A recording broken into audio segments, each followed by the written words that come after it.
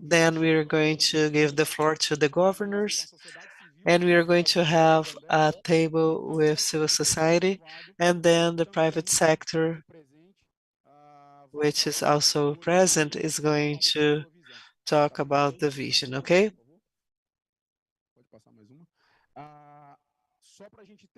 Just for us to have an idea, the state of Pará in its coverage area, vegetable coverage area, 57% of the vegetable coverage is in protected areas. So, and we have 8% of this vegetation, this clear part of unassigned public forests. They are somehow not designated with no specific use. We have 10 million hectares of unassigned public forest, and 3 million of them are state-owned, and 7 million of them are owned by the federal government. And 30% of them are deforested. Therefore, in this part concerning deforestation, we have a great opportunity both for in both of them for restoration. And this is the idea of the economic impact of restoration, because most of all, restoration must be seen as a business potential. Even only in the collection and benefit of seeds, we have estimates from 9 to $37 million. When we consider seedlings, we start talking about millions, from 1 to 4 billion reais dollars. But depending on the scenario, we could find a more ecological restoration with less human intervention close to the natural biome, or an active restoration that is aiming uh, production and demands more labor and inputs. The whole chain in the state of Pará can go from $6 to $8 billion in terms of costs to fulfill all the goals and restore what we need in the state of Pará to reach carbon neutral uh, carbon neutral situation. And we can generate a GDP from 4 to $5 billion, because we are going to generate jobs. We are going to uh, enhance the seed chain with different products as well. Concerning the potential job generation, we have, depending on the methodology, we can generate up to 3 million jobs in the state from this chosen methodology.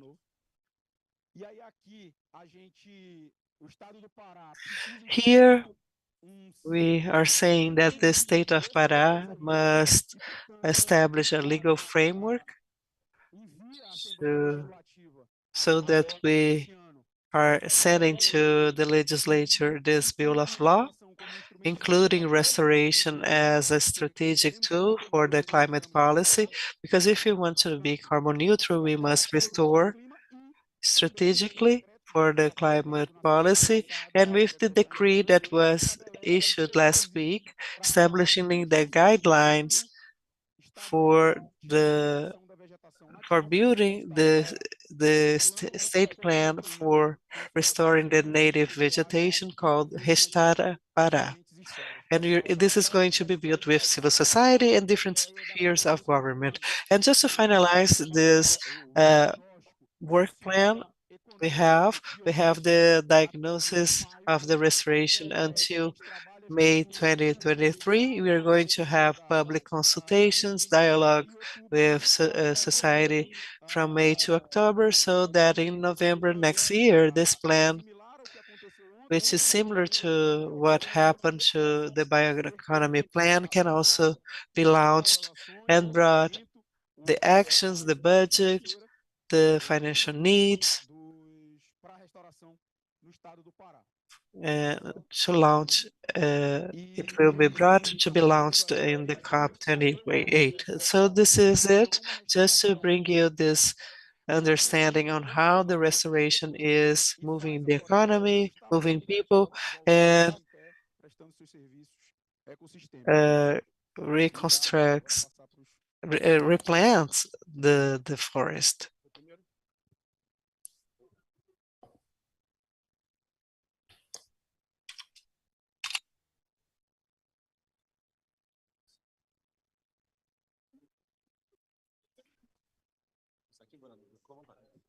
Bom, alô, bom dia a todos. Primeiramente, cumprimentar o nosso Good governador. morning. I'd like to greet our governor, Elder Barbalho. Thank you for the invitation. Can you hear me?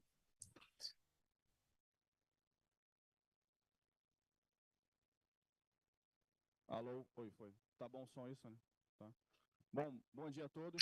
Good morning, everyone. Ao governo do estado pelo convite de estar aqui. I'd like to thank the state government for the invitation. Thank you, Raul, for introducing me. I'm going to have this time, space and time travel, and I'm going to talk about this approach from macro into micro. Pará is a global power in this new green economy, and this power to become a reality need a set of actors from the public sector, private sector, with the diplomacy and also formulating laws. And in Brazil, we have all the inputs in order to advance. And we are seeing concrete actions.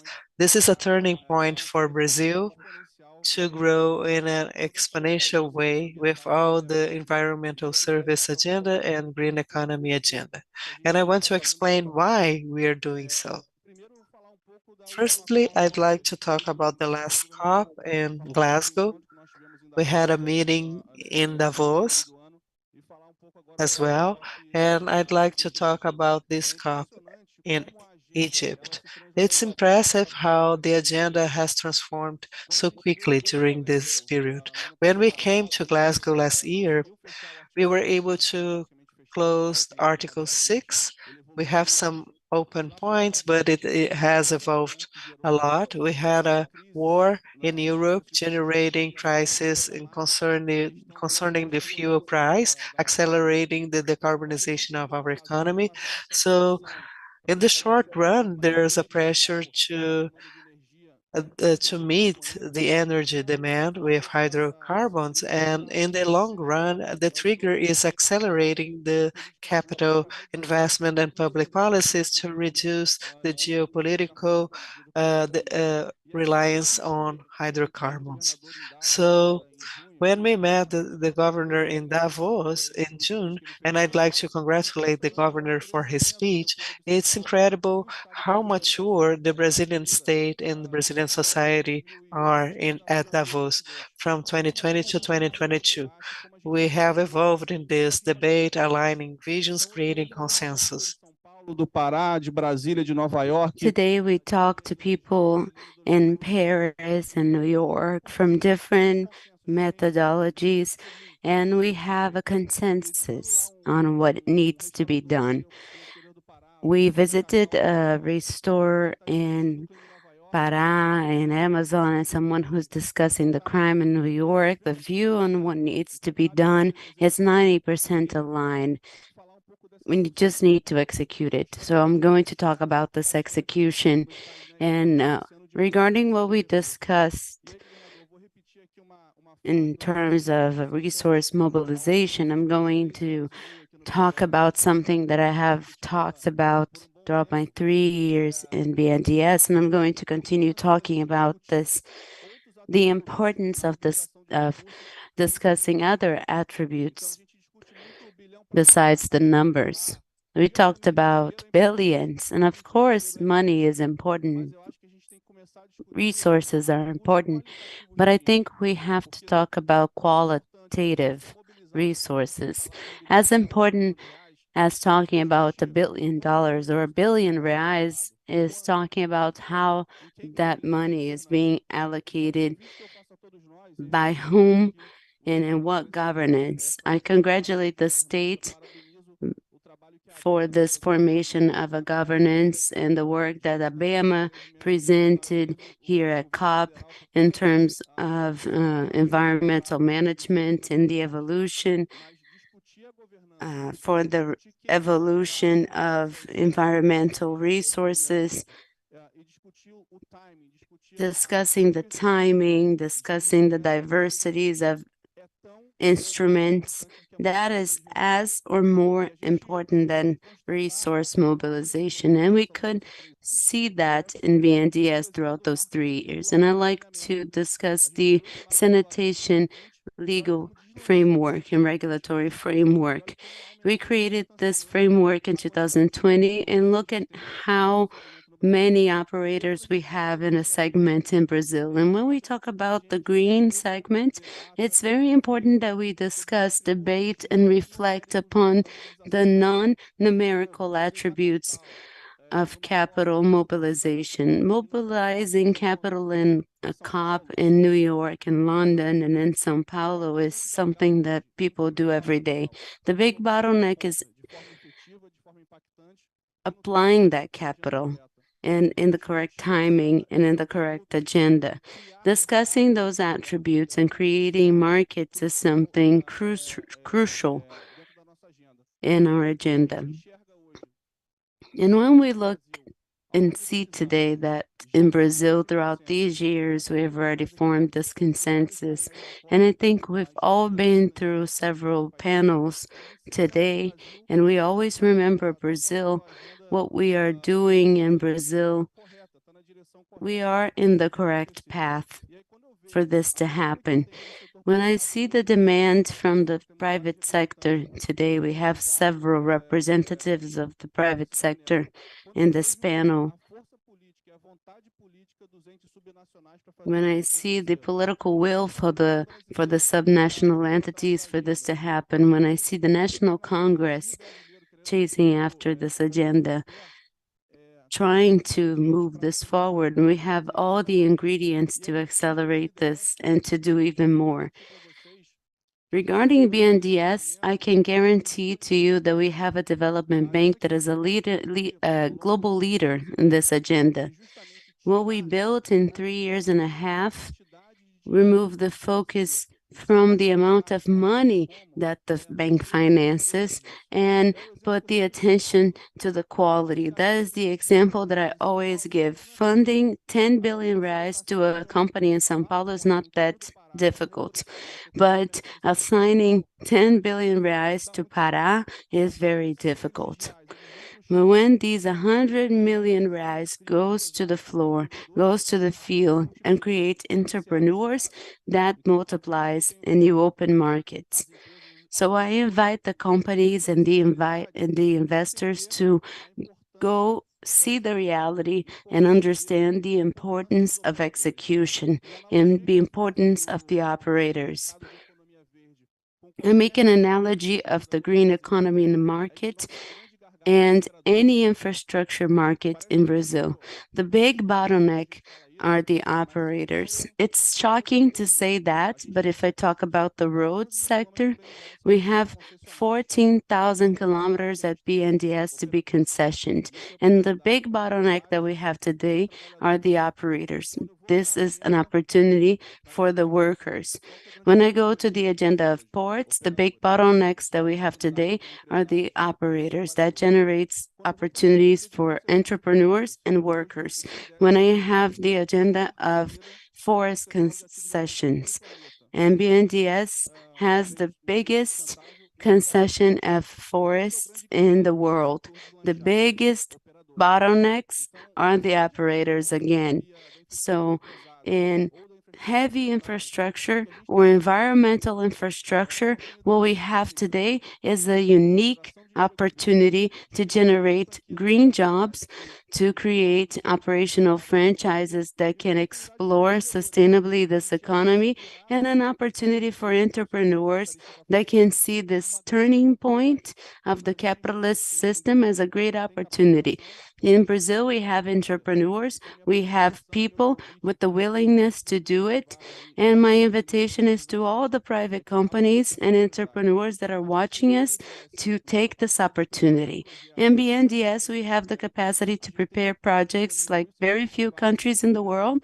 We have the private sector trying to allocate resources with us. We just need to develop and train workers, entrepreneurs, and companies in this new green economy.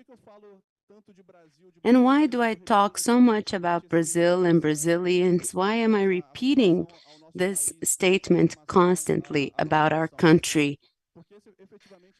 Because effectively, this is an agenda of Brazil and to Brazilians. Very few countries in the world have this clean energy matrix. No other country in the world has this forest like the Amazon and the other biomes.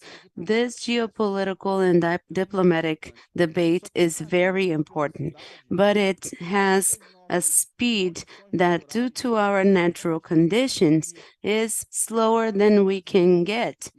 And we, as Brazilians, regarding the opening of the market and the creation of new sectors, we have a historical trend of sometimes tropicalizing the solutions, doing what the Northern Hemisphere is doing, and tropicalizing that to Brazil, or waiting for the government to regulate and then doing things. In terms of the government, we have to do things ourselves. No other country in the world has the attributes that we have to wait for the solutions.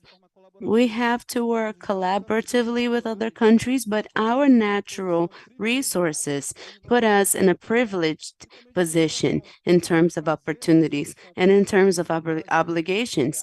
We have to bring real examples to next COP of things that are already happening in Brazil. And this journey is an innovation journey. We are going to make mistakes.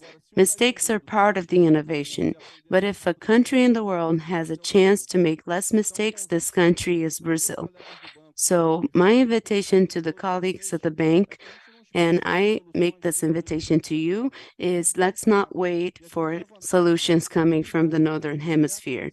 We have the advantage of creating cases and showing them to our Asian friends and African friends the best way to guide the green economy. This is our natural aspect, and this is our geopolitical debate.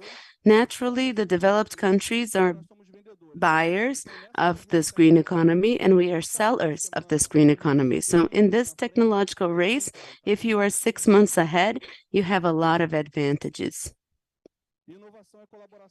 Innovation is collaboration. Innovation is attempting to do new things, working together, and creating new markets. And to finish my speech, I'm going to talk about the environmental services. In Brazil, we have to conceptually agree upon criteria, negotiate the assets, and have the companies and the investors agree with the parameters that are being created. This is a sector where we have to change the way people see us, change the way Brazil stands up in front of the world, and we have to accelerate. And I go back to Glasgow 1 year ago, where we launched the Living Forest, which is the biggest funding of the forests in the world. We had the expectation of raising 500 million reais, 250 from BNDES and 250 from the private sector. And I think that we will raise 1 billion reais, and we're going to close the fund because it's going to be too big. And we have the mission of learning by making mistakes. And I arrive at COP, and There's the launch of the Biomas company. There's another initiative drawing back from the private sector and increasing the scale of this business. When I returned to the COP last year, we were learning how to deal with the guarantee funds. And all of the guarantee funds are a key topic for this bioeconomy. We did a call of blended finance to innovate in this sector and mix with philanthropy.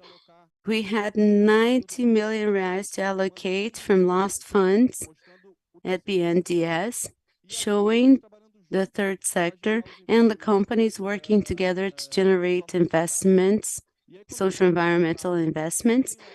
When I look back 1 year ago, I saw BNDES becoming an impact factory. The same agenda that we put together for infrastructure of having a bank that models and projects operations to be invested by the private sector. The bank is coordinating several private companies, preparing projects to put together investment opportunities like Garante Amazônia that we have with Vale that are going to be guarantee funds for bioeconomy, helping the private sector, helping the companies allocate those resources. Thank you very much for the invitation to make this opening, Governor. We were in Glasgow last year. We were in Davos this year. We're now here in Egypt. And I see with good eyes this agenda maturing very quickly in Brazil. We have a consensus. We have the opportunity to generate green jobs. We have the opportunity to create new markets, and we cannot wait for the world. The world is waiting for us to take the lead, and I'm sure that we are going to bring concrete examples to guide this whole agenda of loss and damages, reparation of reforestation, all of these topics that we're bringing here. Brazil is going to be the player that puts into practice the ideas that are being discussed here in theory. Thank you very much for the invitation.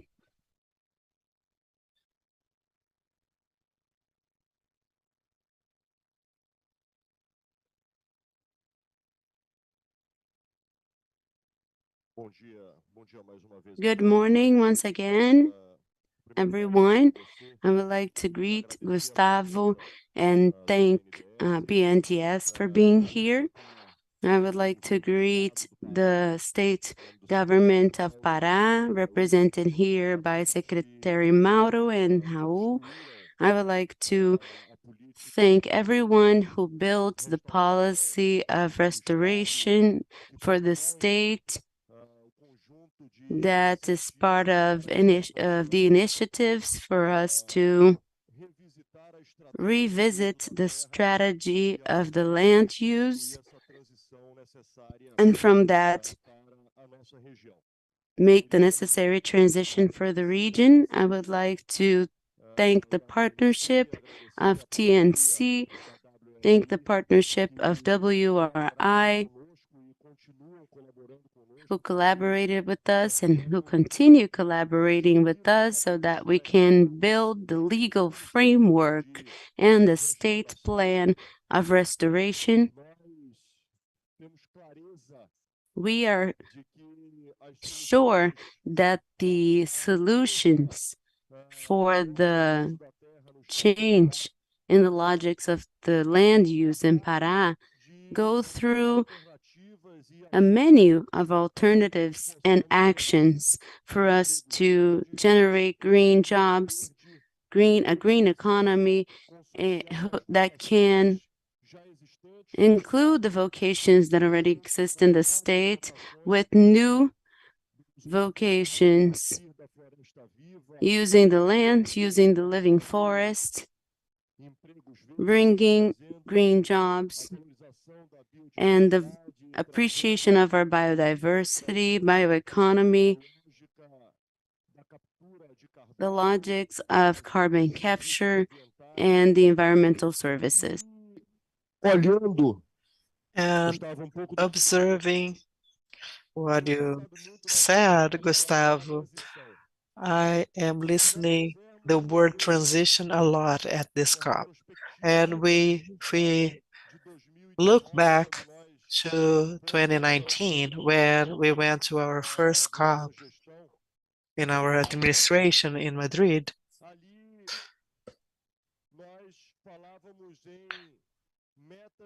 There we're talking about uh, emission reduction goals. That was the main focus of all countries and Brazil.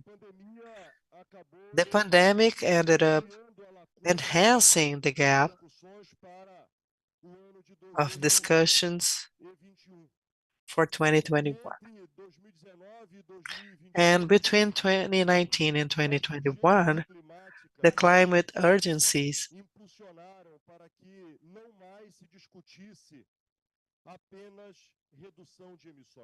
led us to the stage where we are not discussing only the reduction of emissions. We have now a new agenda, the restoration of areas, because with the climate urgencies, it wouldn't be possible only to reduce emissions, to be carbon neutral, zeroing emissions. And that put us the challenge of guaranteeing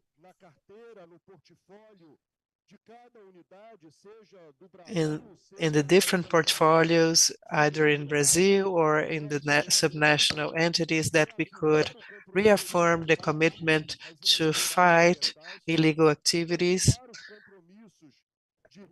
confirming the commitments towards emission reductions with this view of low carbon economy, so that we could sign have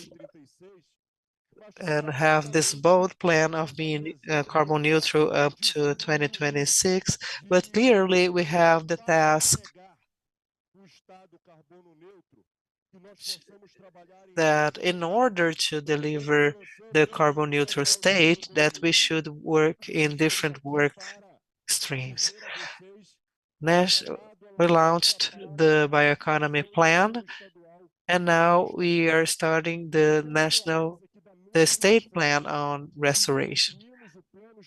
And the same way as we've launched the bioeconomy state plan, and yesterday was a landmark for us because everything that was shown has an extraordinary perspective of being successful, because it became with a diagnosis, and then we also did it collectively, bringing all stakeholders, the traditional communities, the indigenous communities, dialoguing with the market, with civil society, with all the actors from the financial market, so that we could have the necessary group of people for this call. We shouldn't only have institutional intentions. We have to have the ability to attract opportunities. And when we discuss the restoration agenda, and since this transition is very dynamic, we were talking that the word in 2019, when we started this discourse, and in 2021, we didn't talk about restoration at that time. We talked about regeneration, but regeneration is not enough. Only regenerating degrading areas, it won't work. We have to restore effectively. So we must have restoration as an activity for the green market.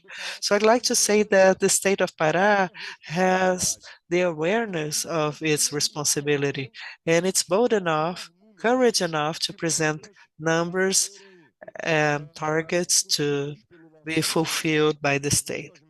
And our targets are very bold, being able to restore 5.6 million hectares until 2030, and to get to 7.4 million hectares until 2035, knowing that these targets mean the greatest part of the national targets.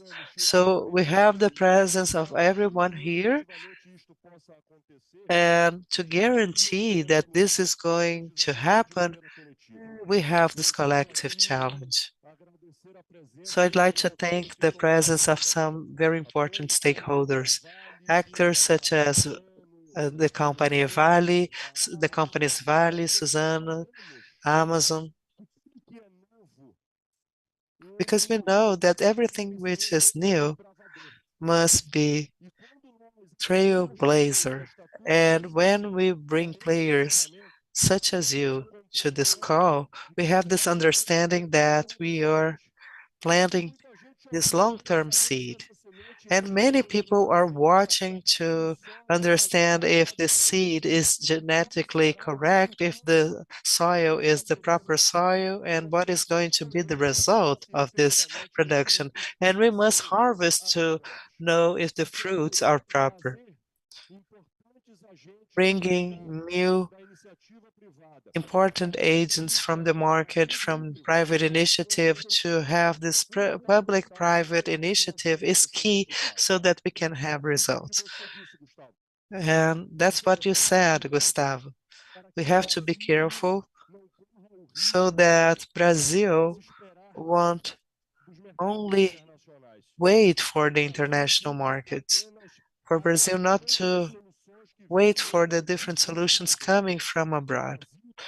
Brazil has the economic capacity and the proper environment for that. And most of all, we have uh, uh, institutions that allow that we can do our homework, showing that we are capable to do that. Maybe not at the scale of the challenge, but it will enable us to leave this stage that we are right now so that we can start working, scaling up opportunities that effectively can happen. Therefore, I'd like to celebrate this moment, and most of all, I'd like to call us all to bring solutions. I'd like to highlight within this conception about something that is very touching to me. We've been discussing use of land and preservation and in our protection areas. And our protected areas are very relevant, taking into account the needs to listen to the local communities, understanding the environment where we are going to we may transform into protected areas. The world is seeing protection areas as the most relevant gestures of this commitment government with the environmental preservation. And we want to discuss restoration units so that we can have this call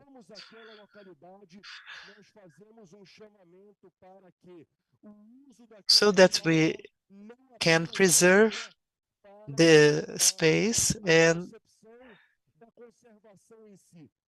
in that space we should not only have conservation but also we should have restoration of spaces, understanding that many areas including public areas are in this process of illegal activities, infractions that require from us opportunities that could start with the restoration. Restoration should be used as an environmental mechanism for conservation as well, but as a financial tool that may attract investors and generate opportunities that can be used for the better use of land and generation of jobs and conciliating activities for the living forest and the social and economic model. Congratulations to all. I am very happy that we are consolidating this agenda. Pará knows about its challenge. The state that is is the greatest responsible for the emissions in the Brazilian atmosphere, and for that we have to develop several actions that could add to one another in the sense of effectively present the best content and the greatest opportunities, and calling all the actors from the society. Thank you so much.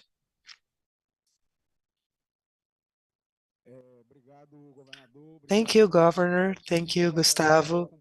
We are going to have the second panel now. I'd like to call Eugênio Pantoja from IPAM. I'd like to call José Otávio from TNC. Please take your seat. And Adriana Lobo, Global Director of WRI. Welcome.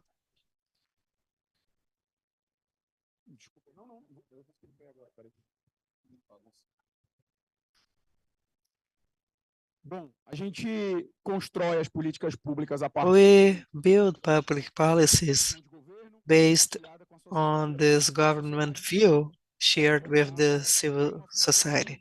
But this organized civil society has this very important role in the building of our public policies as the private sector as well, that will be here at this panel soon. So I'd like to ask one question. What is the greatest contribution that you understand that the third sector, that the organized civil society can give in the construction of the public, conciliatory public policies aiming at the economic development and also conservation, restoration, and economic transition?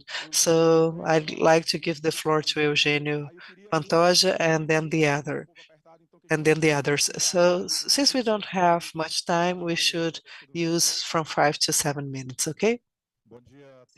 Good morning, everyone. I'd like to greet the members of the panel with Vanessa, with José Otávio. I'd like to greet you all, the governors, the government of Pará, Elder Barbalho, President Montezano, President of the National Development Bank. So I'd like to thank the trust of the state of Pará and on the policies of the Pará state policies in this on the construction of sustainable areas, implementing different policies. That's why we consider the institutional support of IPAM very important, that this is in agreement with what the institution is planning and studying scientifically. And of course, the implementation of this restoration plan is to put in practice all the actions. I remember that in Glasgow, you were talking about this bioeconomy on the ground, and this is bioeconomy on the ground, achieving concrete actions on the ground with different populations, riverside communities, and family farmers engaged in the implementation of the policy as well. And before I start answering, Raul, I'd like to say that we have an opportunity here, a strategic opportunity to put Pará in this global reference in terms of bioeconomy implementation, sustainability, carbon strategies, jurisdictional carbon, which is a strategy that is consolidating as a great opportunity for business, especially to fund the public policies themselves. These are all elements that build this program, Amazônia Agora, and that bring the effectiveness of our actions. The other connection that I would like to make is with everything that is happening here. We have some goals established for restoration of 12 million hectares. It is established in our national determined contributions. Pará with those goals until 2030. Until 2035 already supplies for 80% of the NDCs. I would like to congratulate you for our boldness. We know about the integration and the involvement of the civil society, of our native populations to reach that challenging scale. It is uh, mandatory for us to make those contributions concrete. What we are doing, our great grandfathers in the Amazon already do. Until 14 years old, we deforested to plant rice in hills where there was no water. That was my activity until 14 years old because there was no technical assistance, because there was no land regularization. But these are problems that can be overcome when we have a structured technical assistance, when we have the organization of the financial arrangements, when these technical arrangements are within the reality of the small farmers, when we have an assistance that the civil society arrangements can help answering these demands, they are going to be undeniable so that we can establish these supply chains and we can get to those impacts and results. Restore bringing the autonomy to those populations, that is very important, and to take those populations away from financial aids so that they can have economic autonomy, and especially give the dignity to those populations, reduce their poverty, and fight against their hunger. Yesterday, President Lula launched the global challenge of increasing food safety in the world. And of course, a policy like this, increasing restoration, delivering food production as a strategy, can contribute to a strategy of the country. And to finish, Raul, I think I am over my time.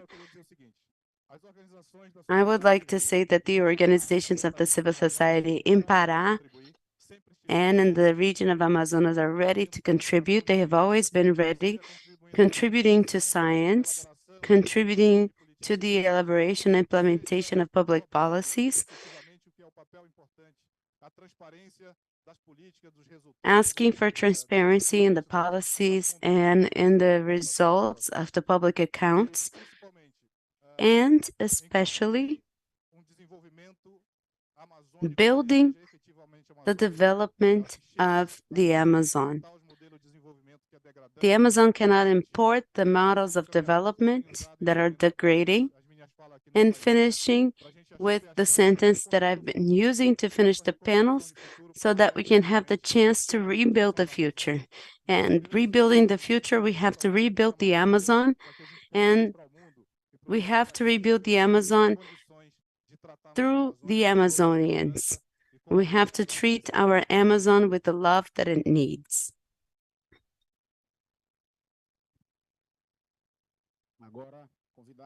Now I would like to invite Adriana Luro from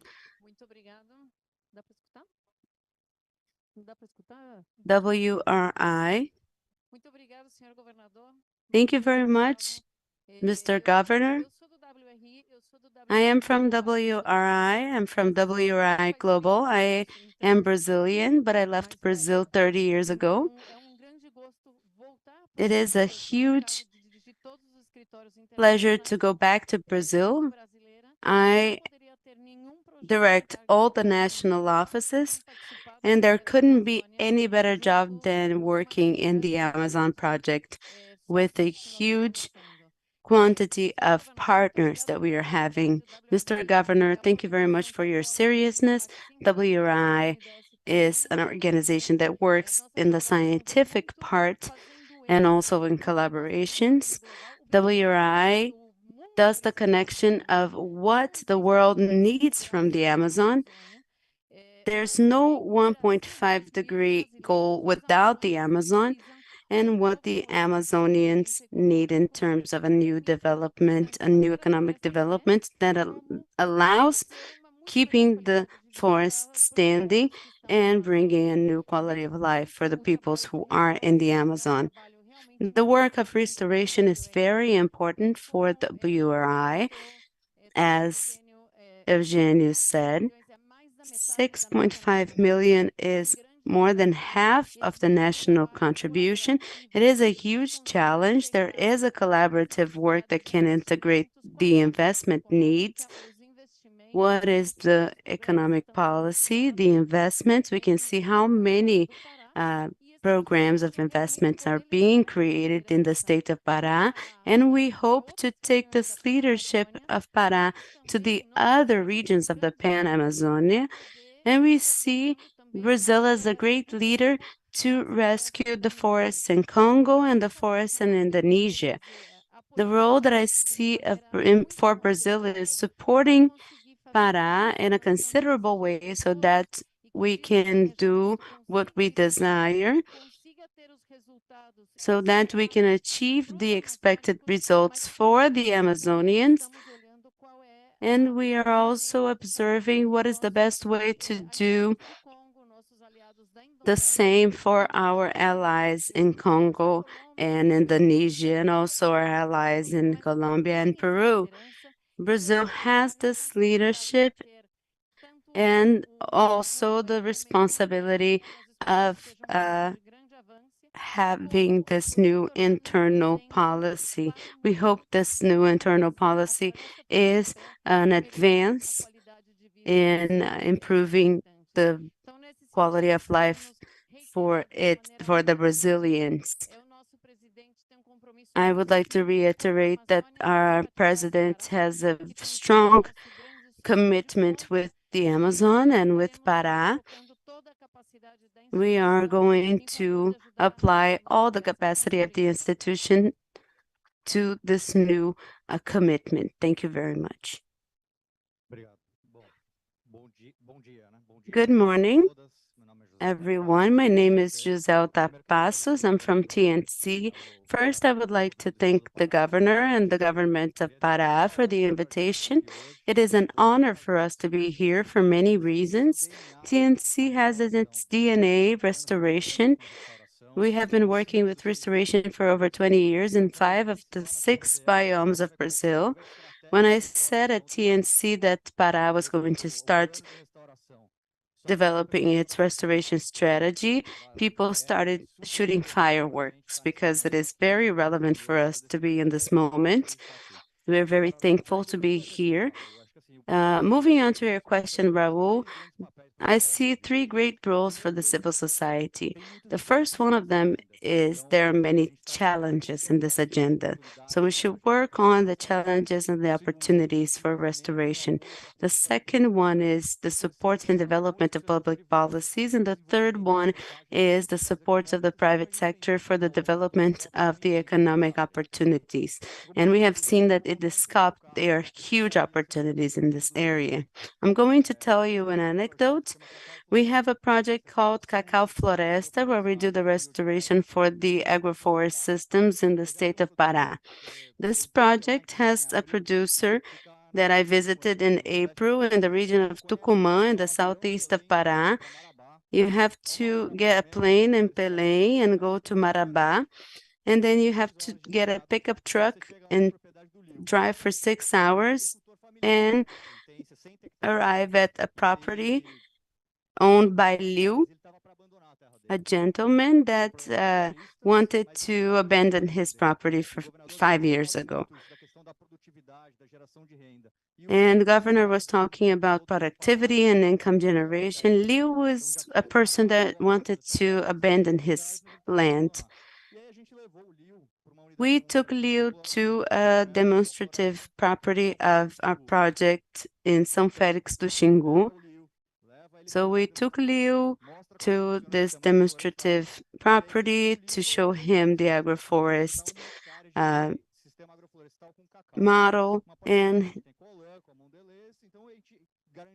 we guaranteed to him that he could sell cocoa and generate income. And after 5 years of our project, Leo, after a lot of technical visits, a lot of support, he didn't want to abandon his property anymore. And 2 years ago, he, by himself, started his own property.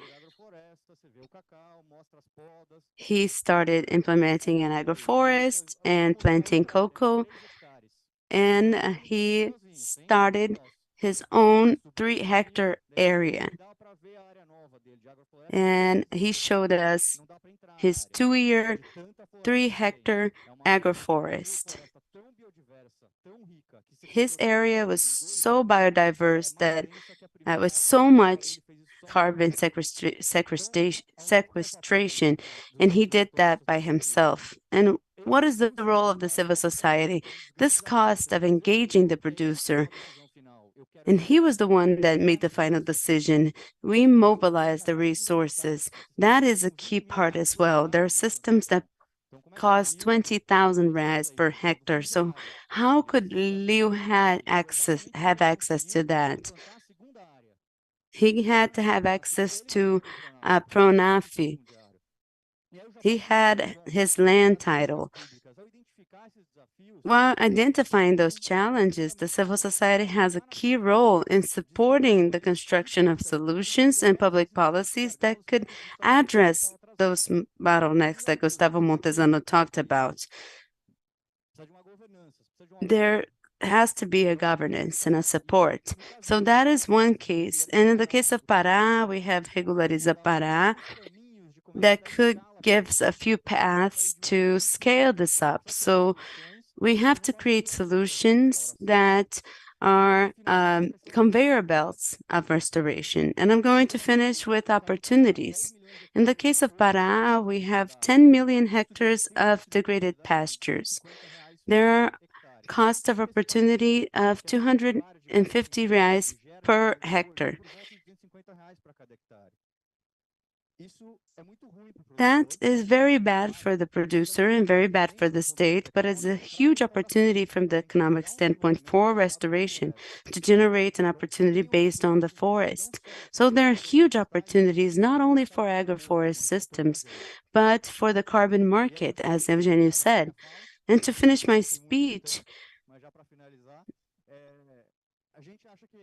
we think that there's another very important challenge.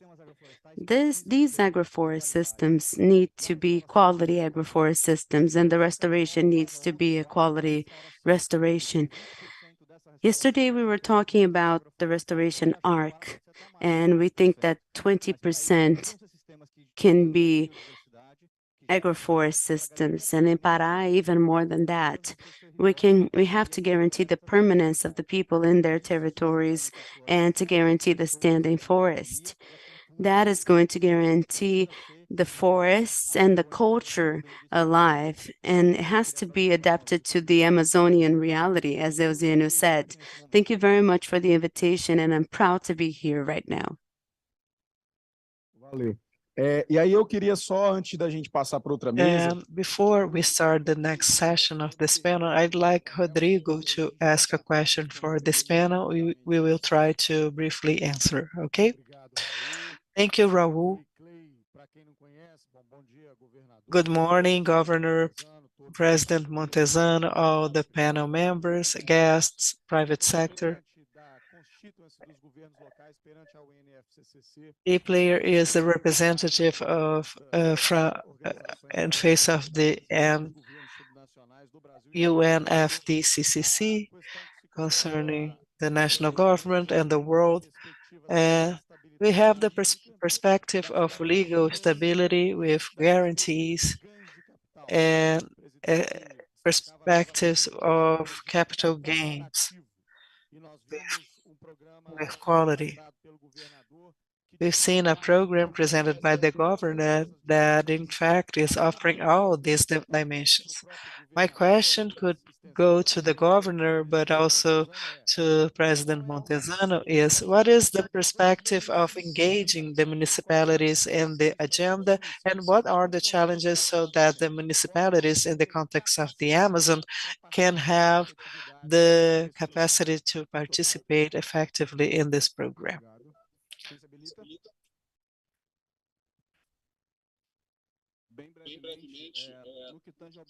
Very briefly, concerning the National Development Bank, we don't have retail. So it's very important for the state to interact with the municipalities, and then we interact with the state. It's not that the municipalities are not important, they are key, but we don't have the capacity to interact with each one of them. That's why the state should intermediate that relation. We have that clear. First, how hard it is in terms of structure to go to the 144 municipalities. That's why we created the sustainable territories that have that has this regional outlook with uh, uh, a lower emission that could increase the scale. But the leadership of the state is very important for us to create a political protection for the pressures and distrusts in the beginning of the process. It must be clear to us that the environmental agenda culture concerns the opposition between the logics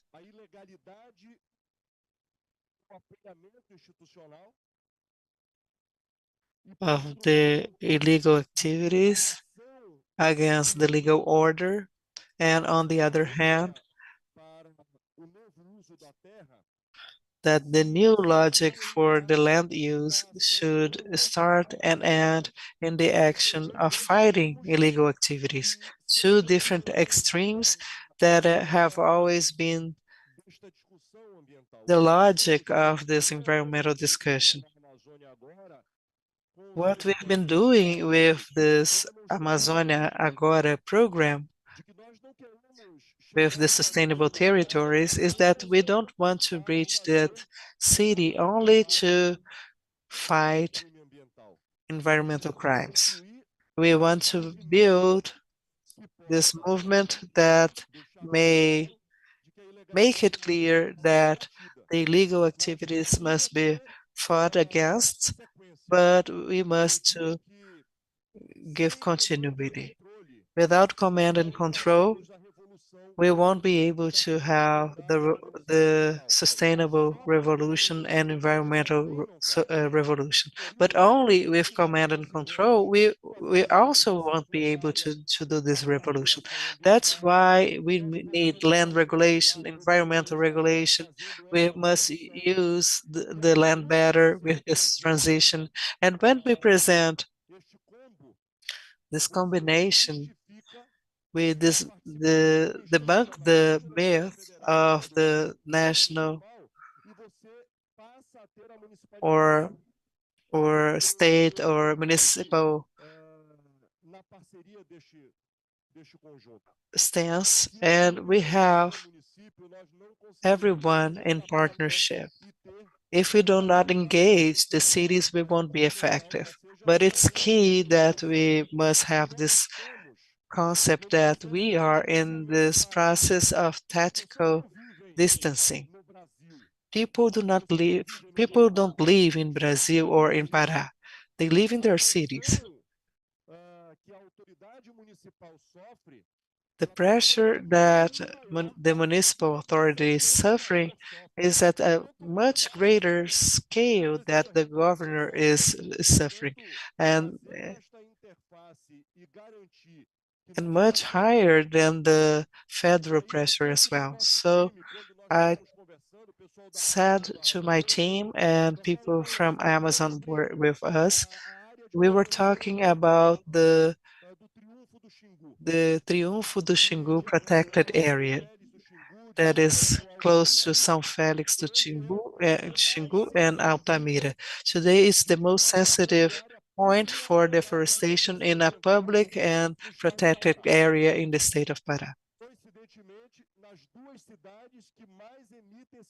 And with the two cities that emit the most CO2 in our state, and those cities that emit the most in our Brazil.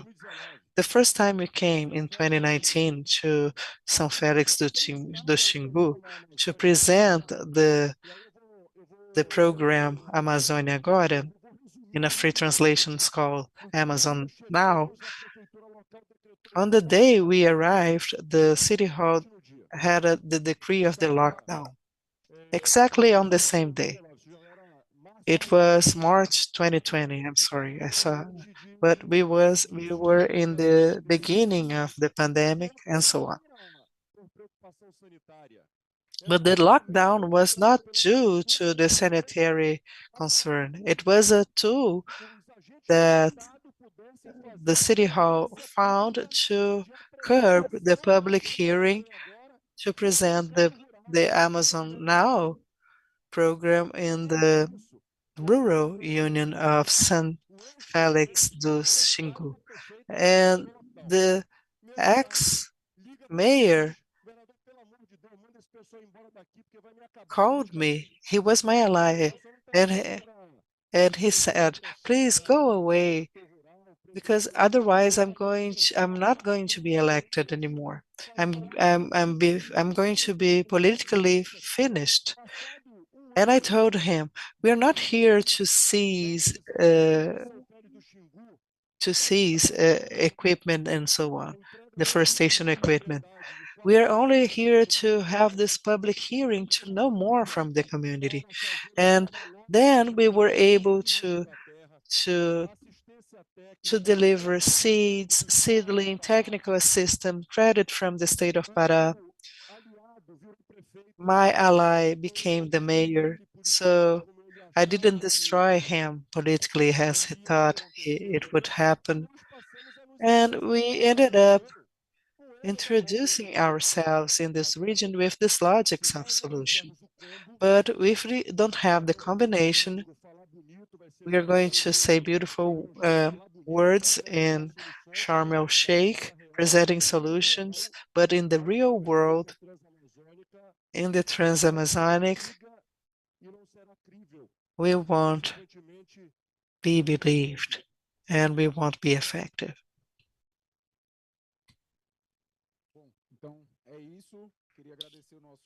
That's it. I'd like to thank the panel members. We are going to go to the private sector team. I think that Gustavo wants to make an invitation, right? Very briefly, I talked about companies, business people, and job opportunities, and I forgot that we are going to have the public call for Floresta Viva with 50 millions of reais for the restoration of mangroves, and we're going to launch that at 4:30 in the Brazil stand. And we should have investments on that. Thank you, Gustavo. And now I'd like to call to the stage.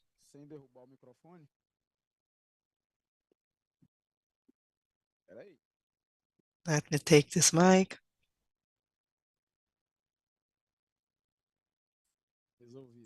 So I'd like to call our colleagues from the private sectors who are very important for structuring this agenda. Most of all, it's a business opportunity for every one of us. Maria Luisa Paiva, Vice President of Sustainability from Vale. Alain Grabá, Senior Manager of Public Affairs from Amazon. Mariana Lisboa, Global Head of Corporate Relations from Suzano. and Paula Kowalski, Vice President of Strategy and Sustainability from Cosan Raízen. And I'd like to give the floor to Maria Luisa, asking you, Maria Luisa, how does Vale see the dynamics of restoration? What are the commitments of Vale, and how do you see the role of the private sector? In 5 minutes. Can you hear me? Firstly, I'd like to thank the opportunity, Raul, Secretary. Can you hear me now? Firstly, I'd like to thank for the opportunity. I'd like to thank the Governor, Secretary Mauro, Raul, and I'd like to take the opportunity to talk about other COPs. I witnessed in the same pavilion something that I believe is happening at the COPs, which is key. And it was great for an implementation COP. That was the witness of the extractive leader, the indigenous leader, and the Colombo leader about the active participation in the bioeconomy plan in the state. What we've been seeing is that the social topic is coming together with the climate topic. For this implementation COP, I think that the witness that was given here was very strong. It's feasible, it's possible, and it's relevant. The strength of the state comes from this climate issue together with the social issue.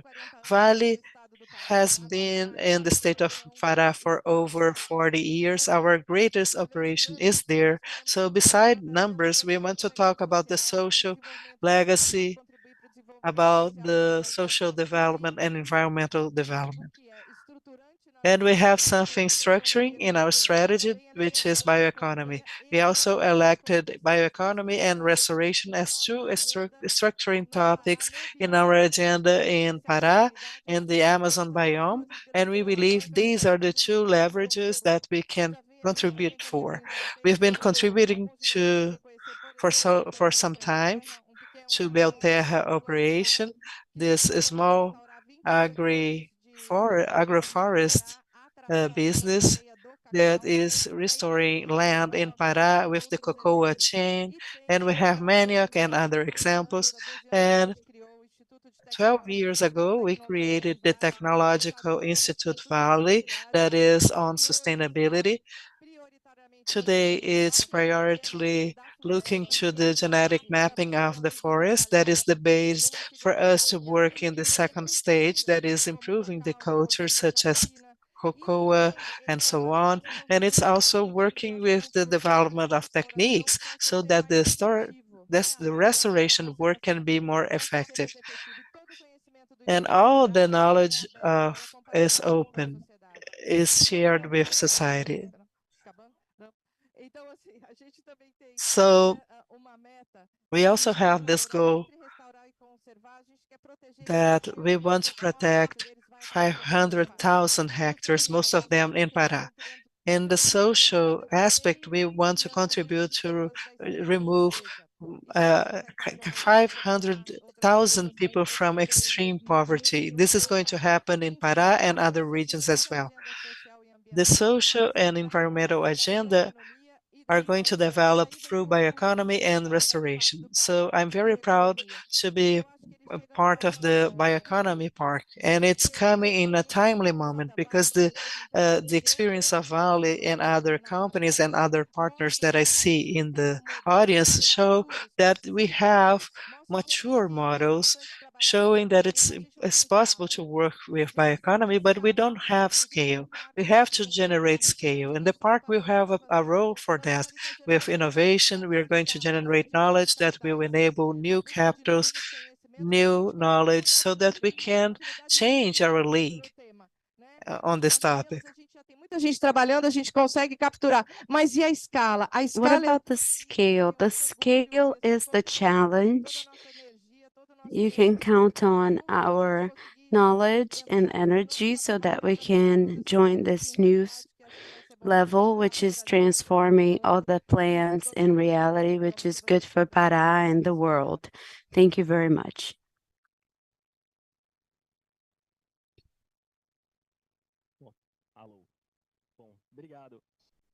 Thank you. I think the first thing is to thank the government of Pará for the invitation to be here. This conference only exists by recognizing that no government, no company, or no institution of the civil society is going to handle this problem alone. And seeing this vision incorporated in a public policy of the state of Pará is exciting. My name is Alan Grabazio. I lead the efforts of advocacy for sustainability at Amazon for Brazil. Even though Amazon is one of the biggest companies in the world, in Brazil, the operation is still growing. I would like to talk about the agenda to situate our presence here. In 2019, Amazon co-funded the Climate Pledge. Climate Pledge is a network that now has 365 companies all over the world to celebrate the intersectoral cooperation and the effective change. Recently, we heard that Ambev and Vai Fácil are joining this network. Very few companies in Brazil are in the network, so soon we hope to have more Brazilian companies to have more Brazilian and Amazon collaboration. Companies that are affiliated to the Climate Pledge are committed to be carbon neutral until 2040, 10 years before the Paris Agreement, besides committing to the periodic report of their carbon emissions, decarbonization of their activities, and lastly, mitigation of the remaining carbon. Amazon, as a very intensive logistical company, decarbonization is our priority, is what we have been working very hard on, but there's still a path to be thread. With this idea of recognizing that the big solutions of decarbonization of the industry as a whole and of the commerce, we have launched the Carbon Pledge Fund. It's a venture capital fund of $2 million to research and invest in companies that are working with alternative technologies like low carbon cement, systems that increase the efficiency of batteries, because being able to decarbonize in the scale that we need is going to demand new technology and clean technology. This is another vertical that we work on.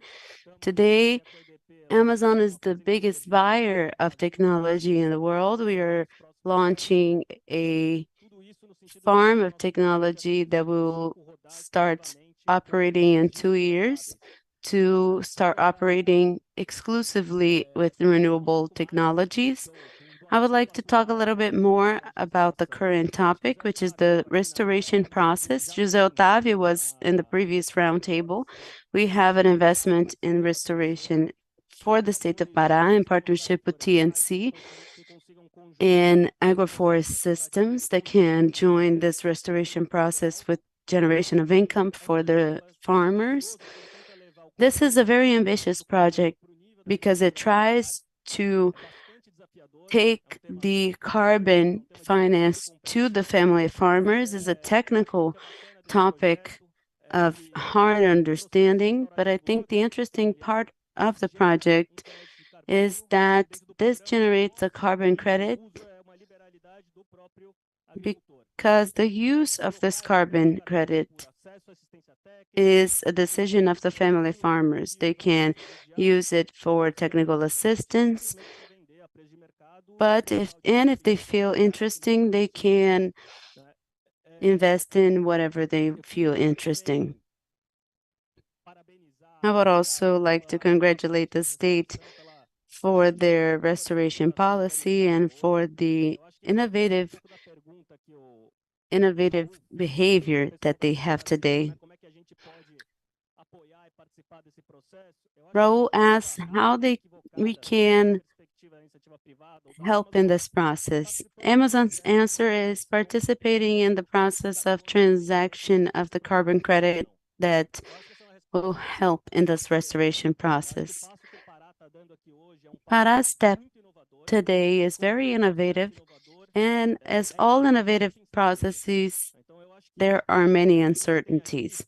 The role that we have here is not only as a potential buyer, but also reducing the level of uncertainties in this transaction, helping organizing the actors in the private sector to contemplate the necessities of all of the entities that are part of this process. This is what we have been working on with other partners. This is the contribution that we can give. Just to finish, I would like to thank once again Governor Helder. His team has been fantastic. We are here to thank in whatever we can, to help in whatever we can. So I would like to thank all of them. Good morning, everyone. But I brought the presentation, but because of the time, I'm going to summarize what I had to present. Thank you very much on behalf of Suzano. It's a pleasure to take part in the state of Pará.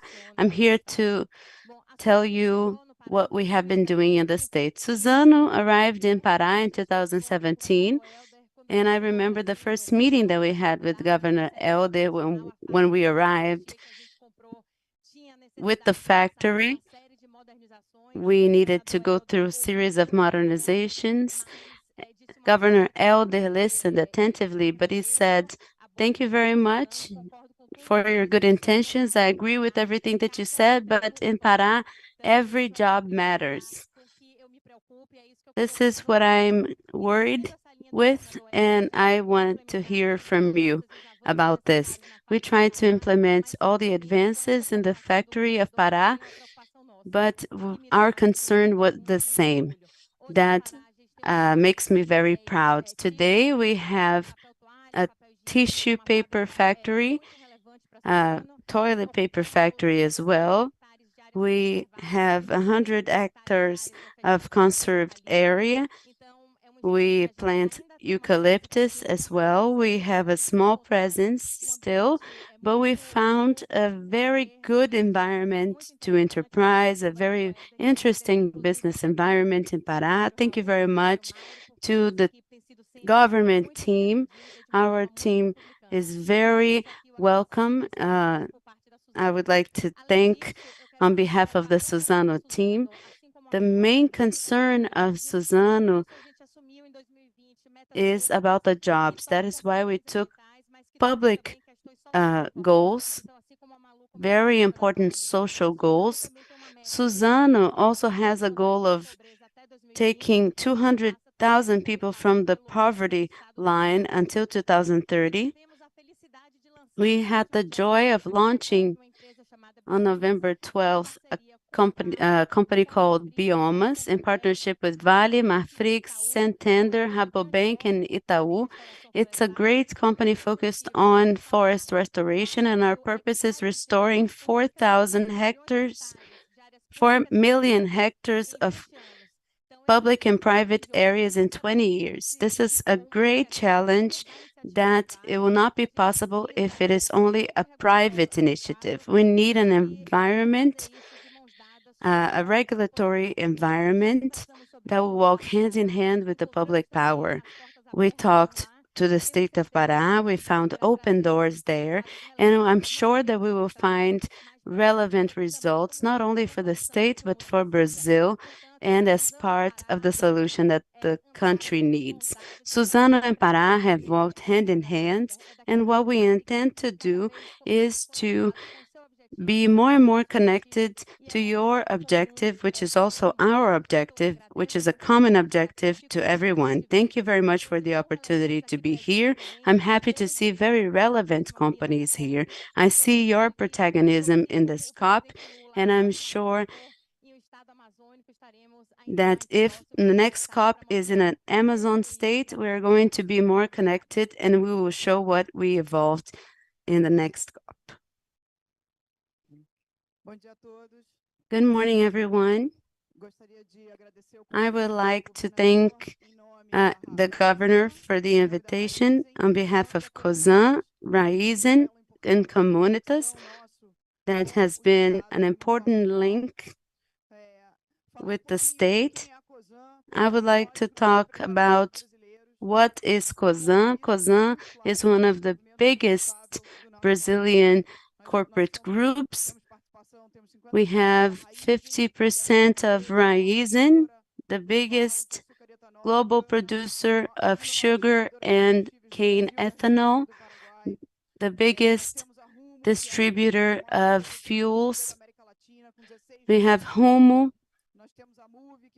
Move, the global company of distribution of lubricants, Compass, that has today distributors of natural gas all over the country, and we define as the Cosan. I didn't talk about Radar, a company of land management that has important projects of reforestation, including in the state of Pará. We as a group define our strategy of sustainable allocation of capital. Our strategy places us in the direction of searching investments in sector of the economy where Brazil has concrete competitive advantages. We are talking about agribusiness, renewable energies, mining, and sectors of infrastructure that represent bottlenecks to the development of this country. Rumo is an important example where we have invested in railway logistics that increase substantially the competitiveness of agribusiness, especially in the Brazilian Midwest. We spoke a lot here about a commitment of sustainable development, and this brings to the table the importance of understanding the tropical sustainable development. We're talking about just and inclusive development, so we have to understand the dynamics of countries that are not to the northern of the equator line. And they have different agricultures, different forests, and a huge, infinite potential of contributing to the decarbonization of the world. Talking about Raízen, it has a centennial history of operation in the northern of the country. Probably you know this operation and the Shell gas stations. All of this portfolio is part of the assets of Raízen. We have 5 operational bases in Indaiatuba, Birituba, Belém, and Marabá, and the Santarém bases that is growing a lot. We just started a partnership with UFOPA, the University of the West of Pará, with a clear objective of training, capacity building, preparing more and more people to start in the labor market that remunerates better, and likewise guaranteeing that we have an efficient, effective, and sustainable operation in the state. This sustainability standard, and especially a standard of care and the surroundings where we work, transcends the operations of agriculture. We started this with our operations of sugarcane, with the Raízen Foundation, with 2 amazing programs of education of the first childhood and capacity building, a great element of sustainable development. We have today the Raízen Foundation working in agricultural operations. We have a commitment that until the end of the decade, we can, through the foundation, reach all of the surroundings of our operations. Vocês falaram bastante, né, nesse programa de vocês de You reflorescimento. talked about the reforestation project. We have 7 million hectares. I wanted to compare. Brazil has 10 million hectares dedicated to sugarcane. Raízen is operating in 13% of them. And I'd like to talk about the different dimensions of this land that is 1% of the Brazilian territory, responsible for 19% of the energy matrix, with the combination of ethanol that is fueling our car, the sugar that we eat, and many other projects of solar, also with solar energy, even in the north of the country. And some time ago, COSAN decided to be a shareholder of Vale. Malu talked about the different initiatives by Vale, and as COSAN, we have this obligation to contribute, working together, bringing the management capacity, the capacity of multiplying projects, and we are bringing that to the state of Pará. We are aiming at the future of mining, which is a natural vocation for Brazil, better quality or cleaner, greener. And we believe that with our energy portfolio, we are going to help even more having this ore that is even more sustainable, produced with even cleaner energy so that we can enhance this agenda of renewables for mining and with the update of technology, bringing cleaner technology to the operations. As a group, we've been always committed with the sustainable development in the country. We've been committed to Brazil all the time. We've invested millions and millions reais in the last 15 years, regardless of the political agenda. But when we see it in such a panel, listening from this interesting project of government, showing the commitment of government in contributing for the agenda, that's how we are able to combine the private initiative and the government, attracting the civil society. And when this combination happens, we naturally attract civil society to work with us. So this is the way for us to have sustainable development in Brazil. So once more, I'd like to thank for the invitation, and I'd like to reaffirm the commitment of COSAN as a group and with its branches with Raízen in the state of Pará and Brazil.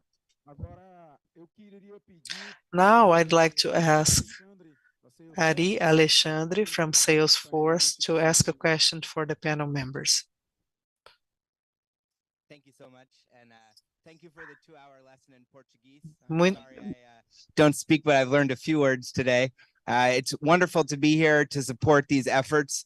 Not everyone gets to have a CEO who writes an opinion piece on CNN.com saying every business needs to plant and restore trees. But I have the good fortune of my CEO, Mark Benioff, yesterday said every business needs to do more to invest in nature. It's a responsibility. It's part of the business of business. And we set a goal of planting and restoring 100 million trees by the end of the decade, and we're almost halfway there already.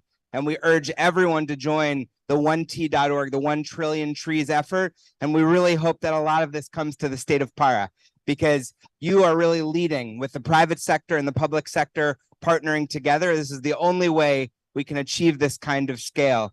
This is also why we were one of the founding members of the LEAF Coalition, which really pioneered public-private partnerships, and we hope that the state of Pará will be able to continue to support through those efforts.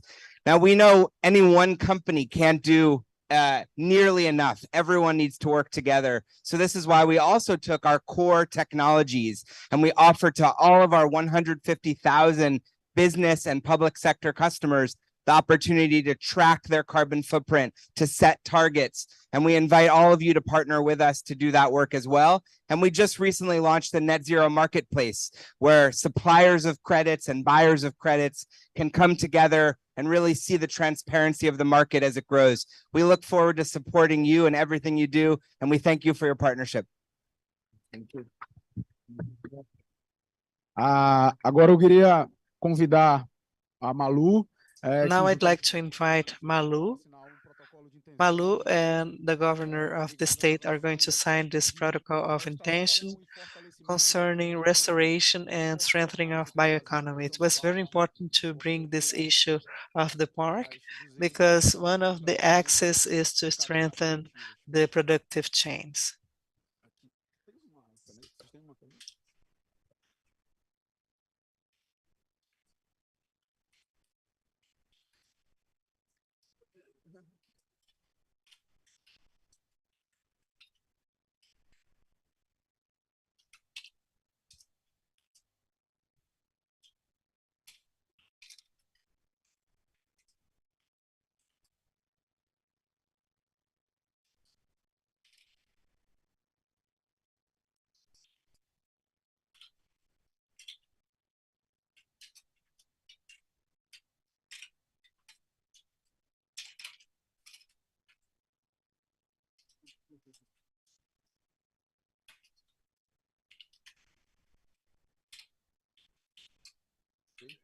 Então, obrigado.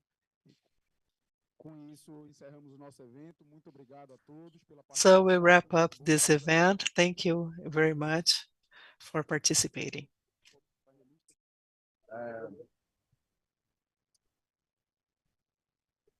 Qual o cavalo do artista que aparece no filme na hora que precisa, né? O cara na hora da foto.